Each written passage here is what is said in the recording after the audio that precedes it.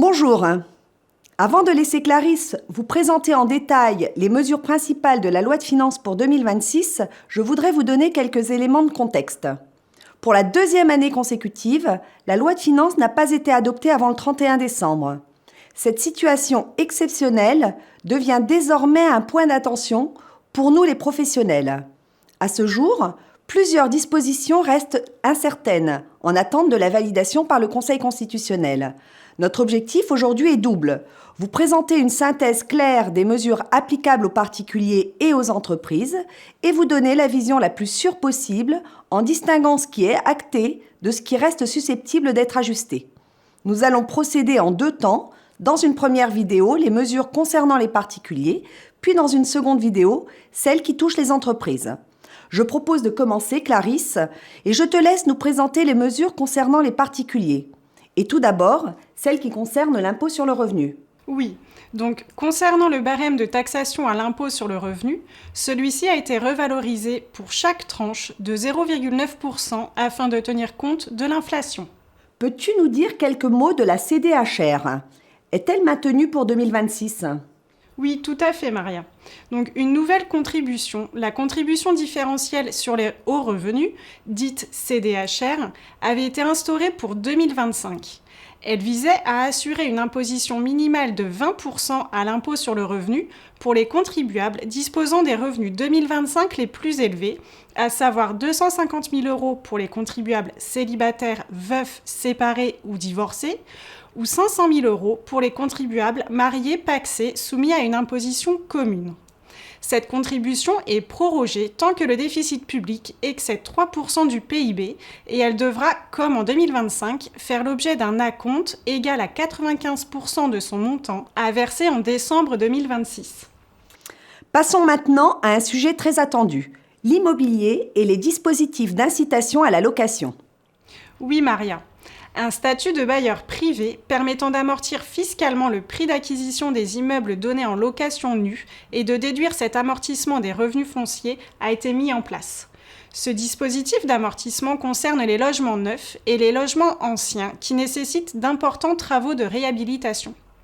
Pour pouvoir en bénéficier, le propriétaire doit s'engager à louer son bien pour une durée de 9 ans, de manière non meublée, à titre de résidence principale et en dehors de son cercle familial.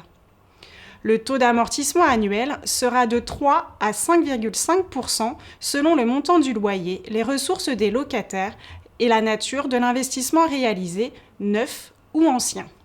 Clarisse, des incitations sont-elles prévues pour les travaux visant à améliorer la qualité énergétique des logements ?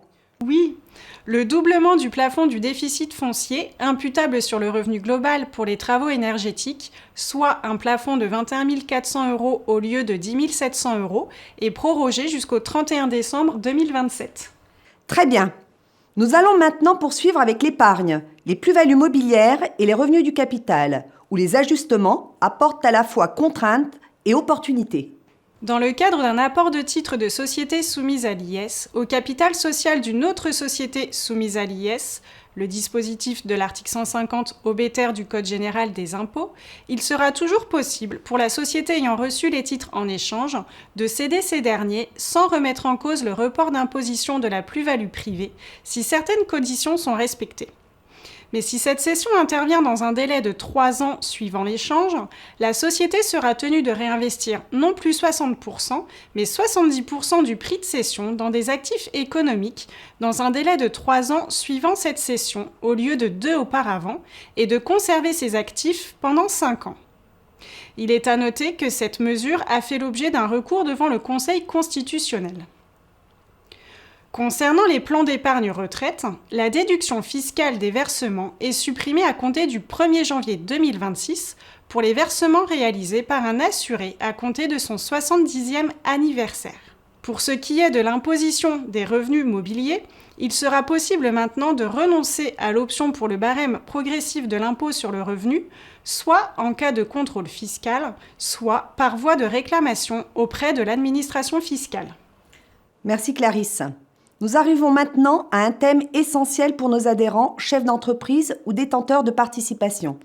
La transmission et notamment le pacte Dutreil, dont les contours connaissent cette année encore quelques évolutions significatives. Oui, Maria. Le dispositif du pacte Dutreil, qui permet la transmission d'entreprises avec application d'un abattement de 75% pour le calcul des droits d'enregistrement, subirait effectivement quelques aménagements. Seraient maintenant exclus de l'assiette de cet abattement les actifs détenus par l'entreprise mais non affectés à son activité professionnelle, tels que par exemple les œuvres d'art, les biens immobiliers ou encore les bijoux. Par ailleurs, la durée de l'engagement individuel de conservation serait portée à 6 ans.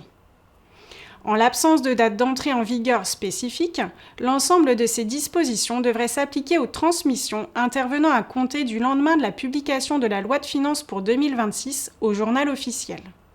Mais il est à noter que cette mesure a également fait l'objet d'un recours devant le Conseil constitutionnel. Et je crois que les avantages liés aux dons aux œuvres sont augmentés. Oui, tout à fait. Pour rappel, cette réduction au taux de 75% concerne les dons au profit d'organismes d'aide aux personnes en difficulté pour la fourniture de repas, le logement et les soins médicaux, ou encore les dons au profit d'associations accompagnant les victimes de violences domestiques. Le plafond de versement est doublé. Il est désormais fixé à 2 000 € pour les dons effectués depuis le 14 octobre 2025. La réduction d'impôt maximale est donc de 1 500 €. Par ailleurs, ce taux de 75% s'appliquera également aux dons effectués au profit de la restauration du château de Chambord, dans la limite de 1 000 € donnés, pour les dons effectués entre le 1er janvier 2026 et le 31 décembre 2026. Enfin, les achats de biens ne provenant pas de l'Union européenne vont-ils être taxés ? Oui. Une taxe de 2 € sera appliquée à partir du 1er mars 2026 sur les colis d'une valeur inférieure à 150 € en provenance des pays non membres de l'Union européenne. Voilà, pour l'essentiel, des mesures qui concernent les particuliers dans cette loi de finances 2026. D'autres changements importants concernent les entreprises, qu'il s'agisse de nouvelles taxes, de prorogation de dispositifs ou d'évolutions en matière de TVA et de fiscalité locale. Je vous propose donc de nous retrouver tout de suite dans une seconde vidéo consacrée aux mesures applicables aux entreprises. Merci.